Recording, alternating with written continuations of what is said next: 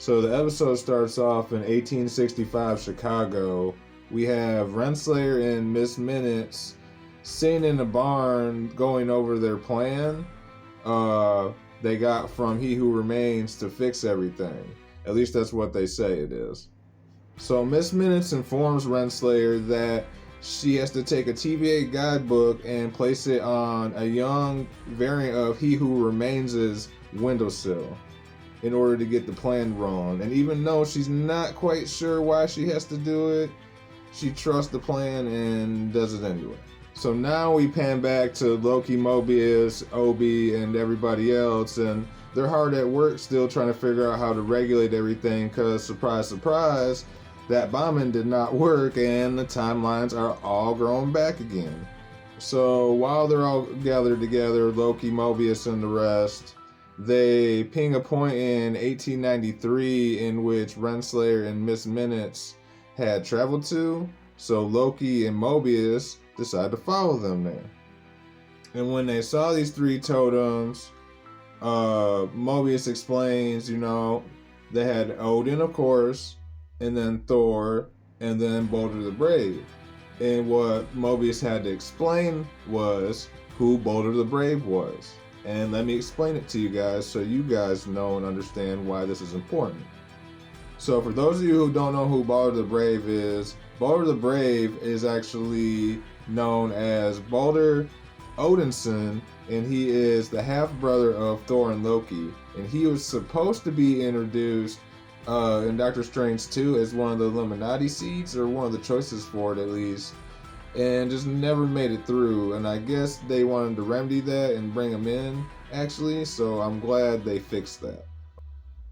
So after Mobius is done explaining Balder the Brave to Loki, they keep proceeding through the fair and looking for clues, and when they are, they come across a boy selling newspapers shouting the headline, "Ghost Clock Haunts Midway." Ghost Clock Haunts Midway. So of course, Mobius turns to the kid and says, "Let me see a copy of that," and buys a copy. Pretty big clue there. And while they're looking at this newspaper proceeding through the fair, they also come across a sign that says Victor Timely and his Temporal Marvels. For those of you that aren't aware of the variant Victor Timely, in the comics, it's supposed to be Kang when he goes back to the 1901 time period and figures out a life of his own and does things that way.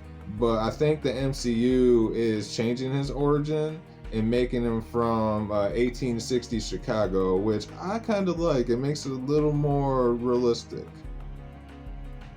Just a little bit.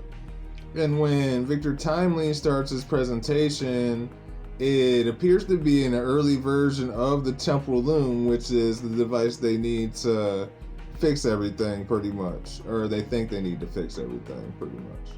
Timely then explains he wants to use the temporal loom device to power not just Chicago, but the entire planet, and then also proceeds to go ahead and wow the audience with a whole electricity show, which was pretty impressive for that time period. Kind of on some Nikola Tesla stuff. I'm digging it.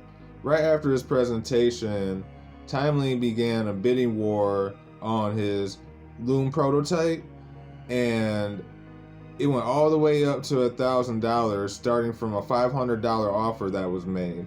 And afterwards, in the aftermath of it all, he found the man that made the original $500 offer and paid him $500. So my guess is that was a scam the whole time just for Timely to get some cash. Pretty sneaky stuff, man, especially for that time. Then it also shows him coming across this councilman when he leaves and has a pair of mechanical trousers that are broken that were from Timely. And at the same time, Loki approaches him and kind of confronts him on it, call him a confident trickster, and he kind of accepts the fact and keeps going on that one. Because he's a confident trickster at this point, just like Loki. And soon after he's approached by Loki and the councilman, Then Renslayer makes her way back to him as well and approaches him with her proposition.